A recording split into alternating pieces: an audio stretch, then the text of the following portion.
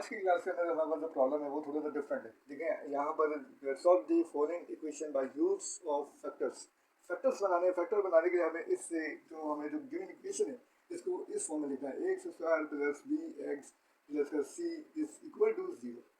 अब ये इक्वेशन को इस फॉर्म में ट्रांसफॉर्म करना है, तो किस तरीके से होगी इक्वेशन हमें पहले इसमें देखेंगे। दो तीन तरीके हैं इसको इस फॉर्म से इस फॉर्म में लाने के। या तो मेरे जो सबसे बड़ा वाला जो नंबर है इससे तीनों नंबर्स को मल्टीप्लाई कर दें ताकि हमारी जो 4 है नीचे वाली जो वैल्यू है वो क्या हो जाए हमारे पास से एलिमिनेट हो जाए।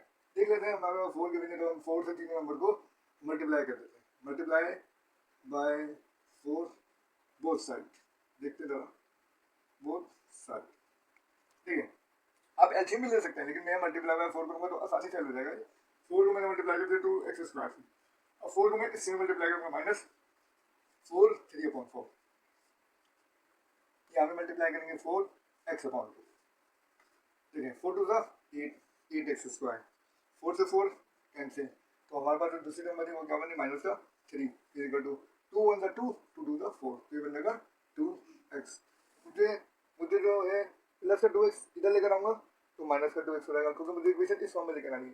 पहले एक्स स्क्वायर, ये रहा एक्स स्क्वायर, फिर एक्स वाली टर्म, तो एक्स वाली टर्म यहाँ मौजूद है हमारे पास। मैं इसको इससे शिफ्ट करता हूँ, 8x स्क्वायर माइनस का 2x प्लस किया इधर शिफ्ट करेंगे लेफ्ट की तरफ तो माइनस की रहेगी minus 3 equal to 0।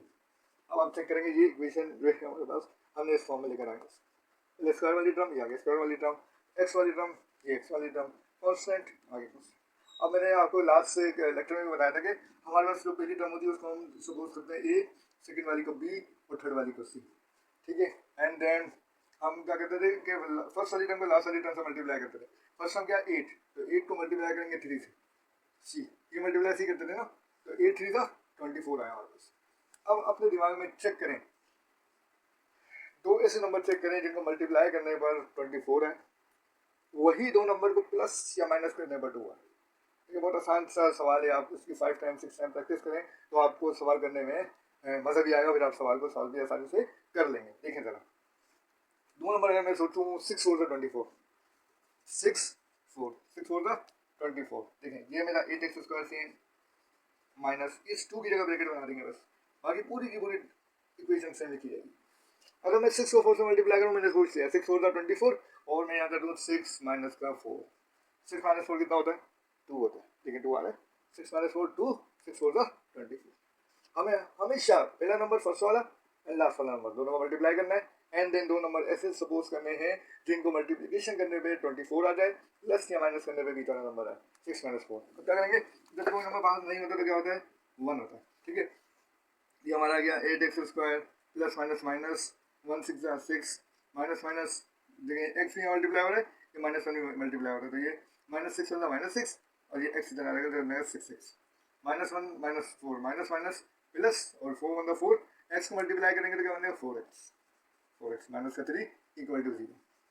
And then देखें आप इन दो वैल्यूज के अंदर से कॉमन निकालना है एंड इन दोनों वैल्यूज में से कॉमन निकालना है। तो चेक करते हैं इसमें से कॉमन का मतलब होता है कि ए की टेबल के अंदर 8 भी आया 6 भी आया, कौन सा टेबल है 2 का टेबल, 2 के टेबल में 8 कहाँ था 2 4 या 2 एक्स है या 1 एक्स, तो इसमें से दो में से दो निकलेगा, एक ही कॉमन लेकिन दोनों में से निकलेगा, ठीक है। एक यहाँ हमें मालूम है कि 2 के टेबल में दोनों नंबर आते हैं, 6 भी आता है 8 भी आता है, तो हमने सिर्फ पढ़ना है कि किस नंबर पे आता है 2 4 का 8 या कितने एक्स हैं या 1 है या 2 है, तो एक कॉमन निकाल लेते हैं, एक कॉमन निकालेंगे ब्रैकेट बन जाएगा। 4 के टेबल में 8 कहाँ आता है, सॉरी मैंने 2 कॉमन निकाले हैं, सॉरी 2 को कॉमन निकालेंगे, 2 के टेबल में 8 कहाँ आता है 2 4 का या कितने एक्स हैं 2, हमने कितने निकाले कॉमन 1, तो जब 1 निकाला तो बाहर अंदर कितने बचेंगे 1 बचेगा, माइनस का माइनस 2 के टेबल में 6 आता है 2 3 का 6, एक एक्स था तो कॉमन बाहर आ गया, मतलब ये एक्स दोनों में कॉमन है लेकिन निकलेगा एक बार। सिमिलरली देखें आप इसमें देखें यार कोई भी वैल्यू कॉमन नहीं है, जब कोई भी वैल्यू कॉमन नहीं होगी तो 1 कॉमन आएगा, तो 4x अपनी जगह रहेगा और माइनस का 3 इक्वल टू 0।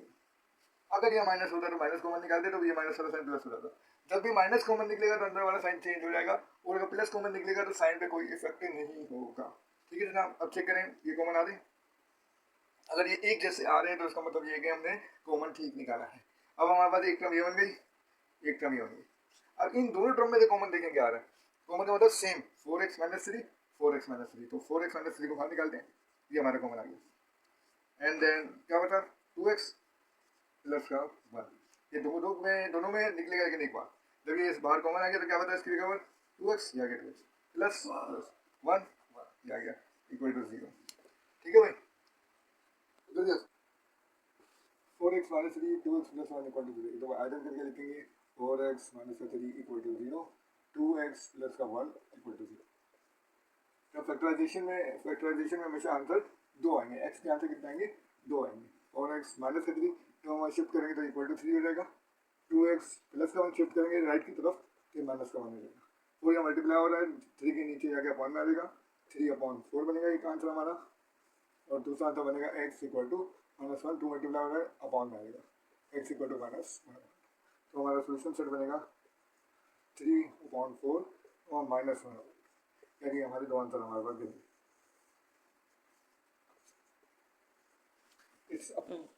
ये हमारी एक्सरसाइज का दूसरा सवाल हमने सॉल्व कर लिया। एक्सरसाइज नंबर 1.1 ये हमारी बुक का 1.1 एक्सरसाइज का सवाल नंबर 2 का बी पार्ट था। ठीक है, हम रेगुलर बिना पे रोजाना एक एक पार्ट हम कर रहे हैं। ठीक है, अगर किसी बच्चे को कोई और सवाल में प्रॉब्लम हो रही है तो वो सवाल जो फैक्टर से मुताबिक है तो वो मेरे कमेंट सेक्शन में सवाल की तस्वीर लेके या सवाल को टाइप करके कमेंट में लिख सकता है कि सर ये सवाल मेरा सॉल्व नहीं हो रहा है, तो मैं उस सवाल के ऊपर भी आपको वीडियो बना के सॉल्व करके आप तक वीडियो को प्रोवाइड कर दूंगा, अपने यूट्यूब चैनल पर अपलोड कर दूंगा, तो आप वहाँ से उस सवाल को भी देख सकते हैं। काइंडली आप लोगों से गुजारिश है कि वीडियो को लाइक करें, शेयर करें और ज़्यादा से ज़्यादा सवाल की प्रैक्टिस करें, क्योंकि मैं जो है वो प्रैक्टिस करना चाहती हूँ।